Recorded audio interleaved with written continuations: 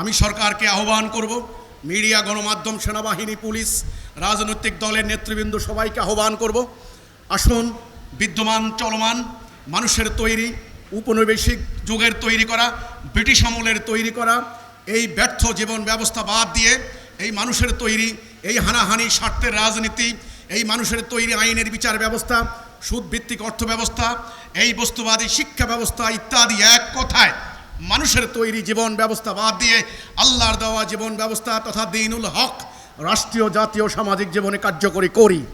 আমি আহ্বান করছি সরকারকে, আগামী দিন বাংলাদেশের যে রাজনৈতিক সংকট হতে পারে, মব সন্ত্রাসীরা, উগ্রবাদীরা, সাম্প্রদায়িক অপশক্তি, ধর্ম ব্যবসায়ীরা, তারা বাংলাদেশকে একটা অরাজকতার দিকে নিয়ে যেতে পারে।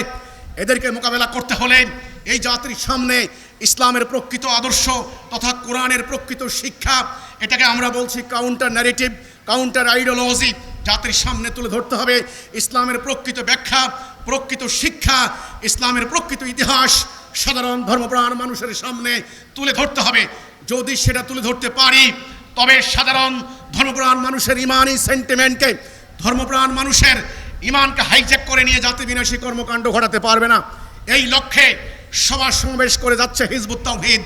হিজবুত তাওহীদের এতে কোনো রাজনৈতিক স্বার্থ নাই, এতে কোনো অর্থনৈতিক স্বার্থ নাই, রাজনৈতিক অভিসন্ধি নাই, সম্পূর্ণ নিঃস্বার্থভাবে মানবতার কল্যাণে হিজবুত তাওহীদ দেশপ্রেমের চেতনায় উদ্দীপ্ত হয়ে, ইমানি চেতনায় উদ্দীপ্ত হয়ে আল্লাহর সন্তুষ্টি লাভের জন্য এই কাজ করে যাচ্ছে। আমি সরকারের কাছে সুনির্বন্ধ অনুরোধ করব, আমাদের এই আন্দোলনের কাজ করা আমাদের ন্যায়সঙ্গত অধিকার, আমাদের শাসনতান্ত্রিক অধিকার, আমাদের বাক স্বাধীনতা, আমাদের মানবাধিকার। একটা গোষ্ঠী আমাদের এই বাক স্বাধীনতাকে ধ্বংস করার জন্য ষড়যন্ত্র করছে। আমি সরকারের নিকট চুড়াডাঙ্গার এই সম্মেলন থেকে আহ্বান করব, সারা বাংলাদেশে আমার সভা সমাবেশ যেখানেই হবে সেখানে নিরাপত্তা নিশ্চিত করতে হবে।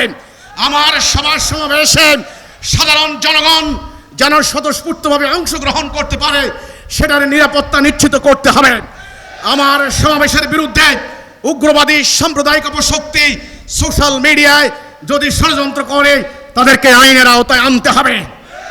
কাজেই আগামী দিনের সংকট মোকাবেলায় আমরা নিজের পকেটে টাকা খরচ করে আমরা জাতির কল্যাণে একটা আদর্শ নিয়ে সংগ্রাম করতে চাই। এই সংগ্রামে সরকার, বিরোধী দল, আইন শৃঙ্খলা বাহিনী, জনগণ, আলেম ওলামা, পীর সাহেব, বুদ্ধিজীবী, আইনজ্ঞ, বিশেষজ্ঞ, স্টুডেন্ট যারাই রয়েছেন, আমি সকলের দোয়া চাই, সকলের সহযোগিতা চাই। স্বনির্বন্ধ অনুরোধ সকলের প্রতি আমার থাকলো, আমি সকলের আশীর্বাদ চাই, দোয়া চাই, আমরা যেন মানবতার কল্যাণে এই ভূমিকা রাখতে পারি।